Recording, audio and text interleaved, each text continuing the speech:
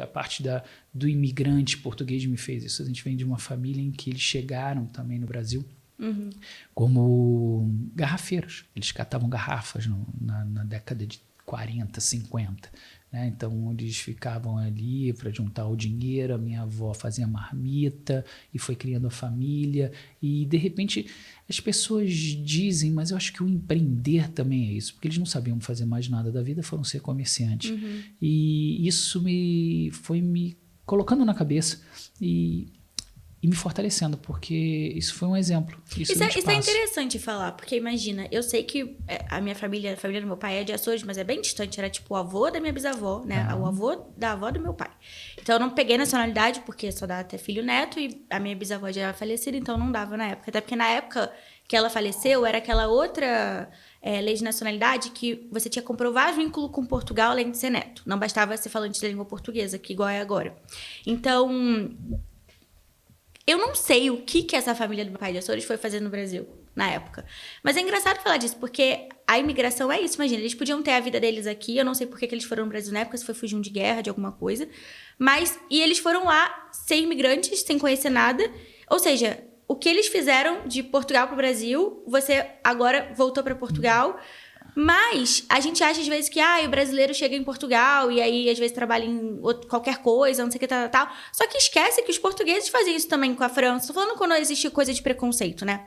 Os portugueses imigram pra França, Luxemburgo, a maior comunidade de imigrantes é portuguesa. Então, assim, não existe como ter preconceito com algo que a própria população portuguesa também faz, né? Você tocou num assunto muito interessante. Polêmico, mas muito interessante, porque eu também falo isso para muita comunidade brasileira que vem falar comigo. Eles são muito xenófobos ou porque tem preconceito. A primeira pergunta que eu faço, você vem do Brasil, qual é a piada que você conhece no Brasil? Que português é burro. Então, eles sofreram muito preconceito. Muito. Mas eu nunca vi nenhum português reclamar sobre isso. Vou te falar a verdade. Eu vivi numa colônia portuguesa. Eu só nasci no Brasil. Os portugueses que foram para o Brasil, todos os meus parentes, casaram com portugueses no Brasil. Então, a minha família inteira, você pode pegar, toda é portuguesa. Minha família inteira. Nenhum português casou com brasileiro. Todos se casaram com portugueses. Então, a gente teve uma colônia forte, onde eu vivi em colônias portuguesas, em ranchos portugueses. Então, a gente ia dançar, a gente ia ver Roberto Leal, Quibaeiros. Eu tive a oportunidade, que talvez muitos portugueses não tiveram, de ver a Amália Rodrigues no Canecão 2 vezes. Então, eu vivi a colônia portuguesa. E escutava só piadas de portugueses. Contávamos piadas de portugueses. E eles não levavam assim. Não. E sempre levando esse estigma de ser burro. Mas na cabeça deles, né, e o que eu aprendi é que eles não eram burros, né? Que muito pelo contrário. Hoje eles estavam empreendendo no país dos brasileiros. Hoje eles faziam os brasileiros trabalharem para eles, onde eles eram donos de padarias e empreenderam. No caso, meus tios foram donos de hotéis em São Paulo. Porque, querendo ou não, essa rixa incomoda. Sempre vai incomodar. Meu namorado é português e às vezes a gente entra numas coisinhas... Eu falo brincando, devolve meu ouro. Umas coisas assim, patéticas, sabe? Eu acho que é isso. Eu sinto hoje em Portugal uma casa pra mim. Eu no início, acho que eu sofri um pouco de preconceito, mas eu também acho que o brasileiro, ele é muito sentimental. Então, qualquer coisa que me falassem, eu levava pro pessoal e achava que Quando eu cheguei em Portugal em 2018, eu me colocava numa posição de inferioridade na minha cabeça. Então, às vezes, já sofri realmente preconceito e já ouvi muitas coisas desnecessárias, mas hoje em dia eu só filtro. Se eu escuto qualquer coisa, eu já ouvi em tribunal de advogada portuguesa, entendeu? Ainda mais eu, novinha, advogada brasileira, querendo ou não, tem preconceito, existe. Mas não existe só com os brasileiros em Portugal. Existe também com os portugueses no Brasil, e existe com os indianos em Portugal, e existe com os africanos no Brasil. Infelizmente, está no mundo inteiro, né? Então, quando a gente sofre algum preconceito, né? E aí é um recado pra galera de casa que tá vendo, filtra o que... Óbvio, tem coisas que você tem que se manifestar e tem que falar. Quando eu ouvi dessa advogada portuguesa, eu me manifestei no tribunal. Mas tem coisas que só... deixa lá, vai morrer assim, entendeu? Deixa pra lá, não importa.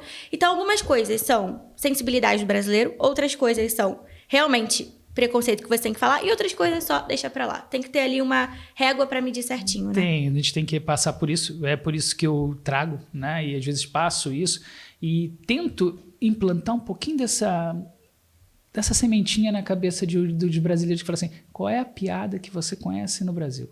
Se eles realmente tivessem, né, ficado tão... Mas não, é isso. É igual a gente fala do bullying.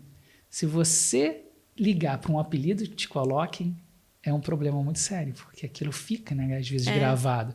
Quando a gente estava na nossa infância, adolescência, se aquele apelido te incomodasse e você brigasse, aí é que ele ia marcar. Quando ele passava e você não ligasse para ele, as pessoas, não está ligando. Então, eu trazia um pouco disso. Então, como os portugueses não ligaram para essa questão da piada, ou até brincavam com isso ali, a gente falava, e eles mesmo, às vezes, contavam piadas ali, pronto, eles não se incomodaram com essa questão. E muito pelo contrário, acabei de falar isso e relato isso para as pessoas. O meu pai é um português que ama o Brasil. Ele não quis voltar. Voltou, ficou aqui em Portugal, né? Ele teve casa, enquanto a gente estava lá, com o comércio, trabalhando. Mas depois a minha mãe, pela proximidade dos filhos e dos netos, quis voltar. Ou talvez ela já estivesse pressentindo alguma coisa, quis voltar em 2015. Eles voltaram. Só que meu pai, hoje eu ainda convido ele, o pai, vamos e tal. Ele veio me visitar, mas não. Acho que a raiz dele está muito fixada no Brasil. Ele gosta daquilo ali, pronto, aprendeu a amar o Brasil e aquela questão. Então, eu acho que falta um pouco... desculpa minhas palavras, mas o brasileiro em si é o que... esquecer um pouco os sentimentos. Eu acho que o Brasil gosta muito o brasileiro gosta muito do Brasil. Então, acho que quando ele imigra, acho que a gente tem que tirar um pouco isso da nossa cabeça. Você imigrou para um outro país... Tem que respeitar as regras desse novo país, né? Tem que entender como é que é a cultura, tem que querer fazer parte da cultura também, né? E você se introduzia a isso, porque você quis sair, entre aspas. Ninguém te obrigou a sair do seu país. Você quis por alguma razão. Então, abraça essa oportunidade, fica com essa oportunidade, aprende uma cultura nova, se introduz a essa cultura nova. Não tenta trazer, às vezes, a nossa cultura para um país que, às vezes, não está apto. É isso que eu estava até conversando com você aqui. A cultura deles na parte de atendimento, a cultura deles na parte do café, que para mim não serve. Então, no seu empreendimento você vai fazer de outra forma. De outra forma. Exato. O meu empreendimento dali é meu. Eu quero que as pessoas se sintam bem. Essa é uma das minhas regras. Eu prefiro, eu vou ficar registrado porque eu tenho falado para as pessoas, eu prefiro vazio do que mal frequentado. Eu quero que as pessoas vão ao meu estabelecimento e se sintam bem, onde eles podem ir com a família, com o namorado, com a esposa, com os filhos. Eu quero um ambiente familiar. Eu trago isso um pouco, né, Olha, eu vi essa mensagem antes mesmo de eu saber do que se participava, que era do filme que conta a história do McDonald's ali. Tá? E ele falou uma coisa muito interessante, essa frase depois eu fui pesquisar, foi dirigida ao 30º presidente Calvin Coolidge, dos Estados Unidos, onde ele diz que, eu ia até terminar ali, depois de conversar sobre isso, que acho que o empreendedor tem que ter isso. Nada supera a persistência. Essa é o ponto-chave de qualquer um. Então, a Fome de Poder foi o nome do filme, quem puder ver, é bem interessante, onde ele diz que nada supera a persistência. O talento não supera. Né? É verdade. A constância, né, e a persistência. Exatamente, porque ele diz que talentosos existem aos montes, mas fracassados. A educação não supera, né? Porque está cheio de mal educados, né? Pessoas que tiveram educação mal educados. E então isso que eu trago para mim, assim, a persistência. Por isso que muitos, né, dos empreendedores ou do que as pessoas acabam em um ano. Sim. Porque eles não persistem. Não persistem. A pessoa tem que ter isso com ela, tem que ter um talento, né? É aquilo que a gente está fazendo. O que você está fazendo agora, eu acho sensacional. Eu vou ter que ter persistência nesse podcast para trazer um por semana. Exato, você tem que Pelo menos um ano por semana. Aí você vai falar, e o pior de tudo, você talvez escute das pessoas, tá insistindo. Insiste. Mas tudo que eu insisti na minha vida deu certo no final. Exatamente. Então porque tá indo no caminho certo. Persistência.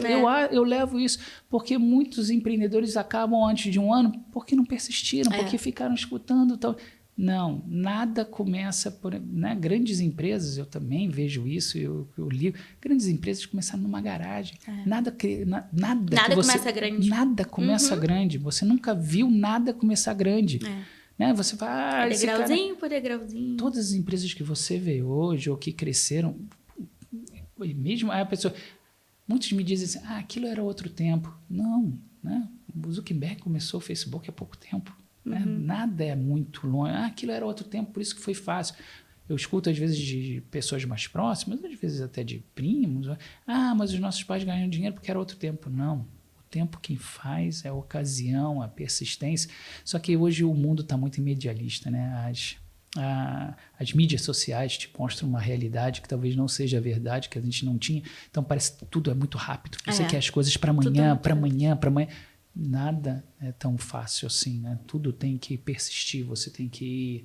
O que você está fazendo é plantando uma sementinha, para que aquilo vá germinando e vá crescendo, né? Grandes personalidades ou grandes empresas nunca começaram grandes. Começaram ali pequenas e você teve que persistir e você ir se moldando. É a mesma coisa que eu estou fazendo no meu trabalho.